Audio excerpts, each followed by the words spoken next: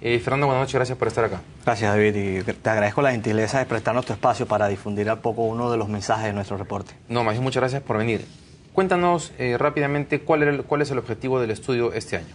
Sí, el objetivo fundamental es tratar de entender qué hay detrás de ese rezago productivo que ha mostrado América Latina y sus países en términos de la productividad agregada. Y fundamentalmente entendemos que para poder entender ese rezago productivo hay que poner la lupa en las firmas y en las personas que están detrás de esas firmas, es decir, el emprendedor. Ahora bien, para que el emprendedor contribuya al proceso de desarrollo productivo, es importante que se cumplan un conjunto de condiciones. Algunas condiciones es que deben tener ciertas características y ciertos atributos para poder llevar a cabo emprendimientos de éxito. Sin embargo, esto no es suficiente y es indispensable entonces que el Estado acompañe promoviendo un ecosistema apropiado para que estos emprendimientos florezcan. De manera tal que se depende entonces de ese binomio Estado-empresario, Estado-emprendedor, para poder garantizar el desarrollo productivo de América Latina. Vamos a ver algunos resultados del estudio que se ha hecho. Vamos por favor con la primera lámina, que es la número 5. La número 5, por favor. A ver, cuéntanos. Aquí hay una comparación entre Estados Unidos, el promedio de América Latina y el Perú. Sí, esa lámina creemos nosotros que refleja de manera muy importante el rostro productivo de la región y que da unas señales muy importantes de hacia dónde deberían ir dirigidas las políticas públicas. La primera pregunta que uno se puede hacer es ¿cómo está la región en términos de emprendimientos? Si uno usa una medida gruesa de emprendimiento como simplemente aquellas personas que tienen un emprendimiento sin importar el tamaño de este, uno diría entonces que en la región existe una abundancia de emprendimientos. Por ejemplo, en los Estados Unidos el 9.5%, eso serían la suma de los empleadores más los autoempleados. En los Estados Unidos el 9.5% de la población económicamente activa tiene un emprendimiento. En la región eso supera el 30%. Claro. Y en el caso de Perú eso inclusive supera el 40%. Sin embargo, las diferencias, tal y como se aprecia en ese gráfico, de estas tasas de emprendimiento están explicadas fundamentalmente por el autoempleo. Y es allí entonces donde se tiene el origen esa aparente excesivo o abundante emprendimiento en la región. Y son sobre todo microempresas con bajos niveles de productividad. Este grupo son autoempleados, son una empresa donde solamente el único trabajador es el dueño, no tiene ni siquiera a un empleado. Ni siquiera un familiar, estamos hablando de... Aquí en este caso ni siquiera un familiar. O sea, esa es la mayor parte. Y esa explica esas diferencias en la tasa. Eso, por supuesto, tiene como contrapartida, como verás en el rubro de los asalariados, que hay muy poca fracción de la población económicamente activa como asalariados. No solo esto, si uno observa el lado de los empleadores, uno además aprecia que hay una sesgo hacia empresas muy chicas. Por ejemplo, si ves para los Estados Unidos, el 31% de los empleadores tienen a más de 10 empleados.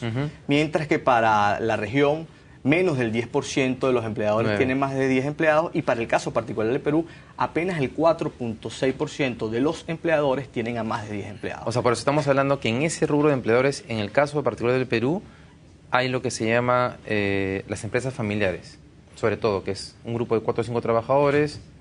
Correcto. ¿Sí? ¿Ahí incluimos a las empresas familiares en ese rubro? Si son asalariados estarían allí metidos. Claro, ok, vamos entonces, bueno, esa es la radiografía de lo que han encontrado ustedes con data del 2010, ¿no es cierto? Correcto. Sí, ok, vamos al siguiente, por favor, que es el número 2, que es el que habían puesto inicialmente. Correcto, entonces uno se podría preguntar, bueno, ¿por qué esa radiografía denota un problema de productividad? Y un poco es la idea de esta segunda lámina. Básicamente existe un hecho bien conocido que las empresas más grandes son empresas con mayor productividad. Y una de las manifestaciones de esto es una brecha salarial. Si usted lleva a un trabajador de una microempresa con las mismas características a una empresa más grande, las diferencias en los salarios entre estos dos tipos de empresas es alrededor de 24% de la región. Pero ahí estamos asumiendo que ese trabajador con las mismas características observables tiene un nivel de educación técnica o superior. No, exacto. Sería un trabajador con las mismas características en términos de educación, en términos de su edad. Pero digamos, un trabajador con educación primaria, si lo pasamos a una gran empresa, igual tiene un 24% un salario superior. Esto es en promedio, pero lo que tú dices es muy importante. Uno de los resultados del estudio que no está en esta gráfica es que esos trabajadores que tienen particulares problemas de empleabilidad difícilmente podrían transitar hacia una empresa formal y su opción de trabajo es fundamentalmente emplearse en una empresa informal donde los salarios son típicamente iguales a lo que si estuviera bajo la condición de autoempleo. Entonces aquí, y quizás ese es el otro elemento clave del reporte, es que en la región se manifiesta un importante problema de empleabilidad de la mano de obra. Nosotros hicimos un ejercicio, si me permites contártelo, donde tratamos de ver los microempresarios de la región y tratar de ver a qué grupos se parecían. Y lo comparábamos con 3 grupos: empleadores de mayor calidad, asalariados formales y asalariados informales. El resultado de este análisis estadístico fue que alrededor de 25% de ese grupo de microempresarios se parecía a empleadores de calidad. Sin embargo, de ese 75% restante, el 73% tenía las características de un asalariado informal. Informal, es decir, que iba a tener dificultades para transitar hacia la condición de empleo asalariado en una empresa de calidad. Ahora, ahí tenemos un problema de origen que es el tema educativo, de capacitación, de formación. Por supuesto. O sea, eso es, voltear esa torta o voltear ese partido es difícil, pero ahora, ¿no? O sea, con los trabajadores actuales hay que pensar más en las generaciones que vienen, o si hay formas de lograr ciertos cambios. Ese es exactamente el gran reto de la política pública pro emprendimiento. Por un lado, las nuevas generaciones deben incorporarse a estas habilidades, pero es importante que no solamente estamos hablando de capital humano formal, digamos, educación formal, no, estamos hablando de habilidades cognitivas, habilidades técnico-productivas e inclusive habilidades socioemocionales. Claro. Muchos de estos trabajadores se les dificulta seguir un horario, se les dificulta trabajar en grupo, y esos factores es importante dárselo. Digamos, quizás el cierre de todo esto es que transitar y llevar a esos trabajadores hacia una situación de empleo productivo requerirá un tiempo. Pero tiene que haber un plan para Por supuesto, hacerlo. nosotros creemos que dentro de las políticas públicas y dentro de ese ecosistema de apoyo al emprendimiento, una de las patas fundamentales tiene que ser la pata de la empleabilidad. Ahora, en América Latina han encontrado que los gobiernos en general tienen políticas explícitas para que eso suceda. En general, cuando uno ve el apoyo de los gobiernos a los ecosistemas, la figura dominante es la figura del financiamiento. ¿Por qué? Porque también hay problemas de financiamiento para las firmas.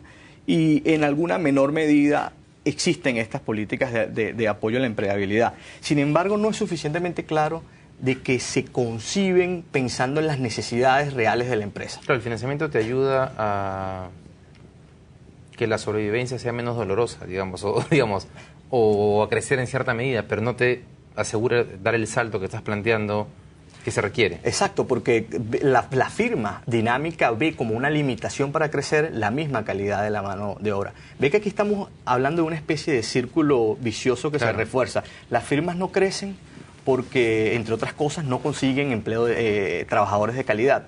Pero el hecho que las firmas no crecen hace que los trabajadores se tengan que refugiar en el autoempleo, y refugiados en el autoempleo pierdan y se deterioren sus habilidades empresariales. Ahora, hay ejemplos en el mundo de países en los cuales haya habido políticas explícitas para mejorar la empleabilidad y que hayan funcionado. Sí, Singapur es uno de los países, por supuesto fuera de la región, que parece que ha tenido una visión integral del problema de la política por emprendimiento y que ha desarrollado. ¿Y qué tipo de cosas, por ejemplo, han hecho? Parte importante de lo que hay que hacer, digamos, es tratar de leer las necesidades presentes y futuras de las empresas, digamos. Tratar de evaluar a través de encuestas cuáles son las habilidades que están buscando en las personas, y tratar de entonces aparentar esos programas de entrenamiento con las necesidades reales de las empresas. Ahora, con estados débiles, que es una característica en la región, justo acabo de leer al inicio el World Economic Forum, el reporte de competitividad, y el tema institucional sigue siendo en el Perú un tema débil y en el cual vamos empeorando comparativamente, por más que internamente sintamos que mejoramos marginalmente. Te dificulta mucho que puedas hacer eso, ¿no? Obviamente. esta concepción, este apoyo al ecosistema tiene que tener algunas características importantes. Ser integral, vencer el cortoplacismo, promover una unión no solamente entre lo público y lo privado, sino entre los diferentes niveles de gobierno. Y eso requiere de capacidades del Estado que, como tú señalas, no siempre están en la región. Entonces, obviamente los retos son grandes, pero creo que el reporte, entre otras cosas, señala un poco hacia dónde deben ser las líneas a seguir. Ok, vamos por favor con el siguiente cuadro. El número 3, que es cambios en la estructura ocupacional y en la distribución de tamaños de las empresas. Sí, un poco esto es a partir del diagnóstico que hacemos nosotros, que se caracteriza un poco, que la región se caracteriza por una abundancia de autoempleo y por un sector empleador bastante poco dinámico. Entonces, ¿cuáles deben ser las políticas detrás o cómo debe ser la transformación productiva? Y básicamente la transformación productiva debe buscar que los autoempleados, llevarlos hacia la condición de empleo asalariado y que las firmas empleadoras sean más dinámicas. Pero estamos hablando de que alguien que es un trabajador independiente, que tiene una microempresa, no es que convierta su microempresa en una pequeña empresa, sino que se inserte en una gran empresa. Sí, porque las cosas que hemos visto es que estos dueños de microempresa, en alguna fracción importante, no van a tener la capacidad de transformarse en una empresa mediana, una empresa de mayor envergadura. O sea, socialmente es más beneficioso y más fácil, incluso más beneficioso para él mismo, dar el salto a una gran empresa que le pague un salario determinado más alto, que hacer el esfuerzo de convertir su microempresa en una pequeña empresa.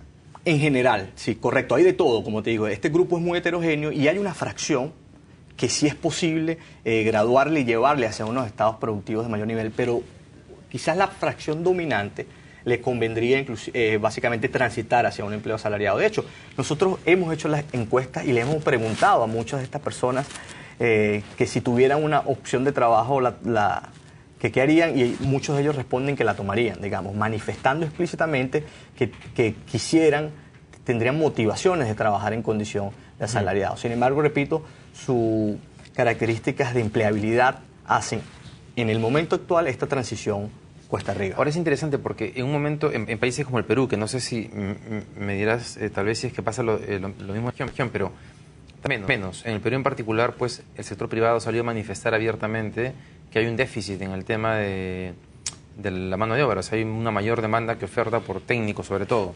Entonces, claro, acá tenemos un grupo humano, trabajador, que debe haber desarrollado algún tipo de habilidades al ser autoempleados, que con un nivel de capacitación X podrían ser rápidamente, o sea, ahí lo que está faltando es de repente establecer articulación, sí, calzar la oferta con la demanda, la necesidad, sí, ¿no es cierto? Exactamente, en ese sentido la política de empleabilidad debe entonces buscar, como te he repetido, cuáles son esas habilidades necesarias y formarlos. Hay un espacio para ello, es una tarea compleja claramente, pero creemos nosotros que son los pasos que hay que dar para poder avanzar en la transformación productiva. Claro, ahora eso te lleva nuevamente a este triángulo de Estado, empresa, universidad o capacitación en general, ¿no? Porque el Estado, o sea, para determinar la habilidad que necesitas requieres tener una relación con el sector privado que te permita identificar qué es lo que el mercado está requiriendo para capacitar a los trabajadores en esa línea. Por supuesto.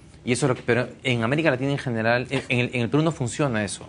Eso es una crítica que viene durante años haciéndose. En los demás países de América Latina, ¿funciona mejor esa articulación? ¿En Colombia, por ejemplo, en Chile? Hay algunos países donde funciona mejor que en otros, pero en general, digamos, esto es una deficiencia generalizada en la región.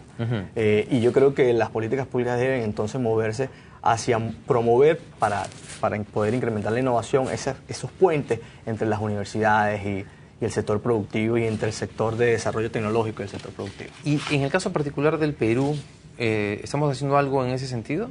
¿Ves algún tipo de política implementándose que apunte a ello? Lamentablemente desconozco las particularidades del caso de Perú. Sin embargo, me cayó una noticia en las manos donde parece que hay un plan de desarrollo que se está montando y escuché comentarios donde parte de lo que se quiere precisamente apuntalar es esa conexión entre universidades y... ¿Te refieres a un plan de desarrollo industrial o un plan de desarrollo de largo plazo? Leí una noticia, digamos, donde se está poniendo al frente Yo creo que el tema de productividad está ganando prioridad en toda la región. Sí. Y vi que en el caso de Perú, digamos, se está concientizando en esto, pero realmente desconozco de los pormenores al respecto. Tenemos 1 minuto y medio, vamos rápidamente a la lámina 4, que es el tema de financiamiento, que lo has mencionado ya durante la conversación. Ahí vemos que Perú, a pesar de... Pero al Perú se le presenta como un ejemplo del tema de las microfinanzas, digamos. ¿Qué es lo que nos refleja este cuadro? No, lo que está allí es básicamente el apoyo público al ecosistema, a lo que se llama el ecosistema productivo, que tiene, como te comenté, 4 patas: la pata del desarrollo empresarial, la pata de la innovación, la pata del acceso a financiamiento y la pata de la empleabilidad. Y básicamente vemos que hay una heterogeneidad de cuánto gastan los estados para apoyar ese ecosistema. Y eso es lo que representa aquí, y básicamente descomponemos lo que te decía al principio entre los programas que son de apoyo financiero y los otros programas, y vemos que dominantemente la mayor parte del presupuesto Ahora, en Estados Unidos es bajo, ¿no? Bueno, es porcentaje del PIB. Claro, pero igual es porcentaje del PIB. Igual, digamos, uno esperaría que sea más alto, ¿no? Bueno, pero un punto de porcentaje del PIB en los Estados Unidos representa una cuantía importante. Y lo otro es que básicamente estas intervenciones públicas tratan de resolver problemas de mercado. Si en una economía desarrollada no hay problemas de crédito, no hay problemas de empleabilidad de la mano de obra, entonces el Estado tiene que invertir menos relativamente, y quizás eso es lo que indica que Estados Unidos tiene. O sea, que el esfuerzo que se requiere en América Latina es mayor en este momento. Exacto. Bien, se nos acabó el tiempo, Fernando. Muchas gracias por haber estado acá. Muchas gracias. Ojalá que este estudio sirva para tomar algunas decisiones de políticas públicas en el país. Muchas gracias. Bien, eso fue todo por hoy. Mañana estará con ustedes Luis Alexis Sánchez en la conducción del programa. Conmigo será hasta el próximo lunes. Que les vaya muy bien.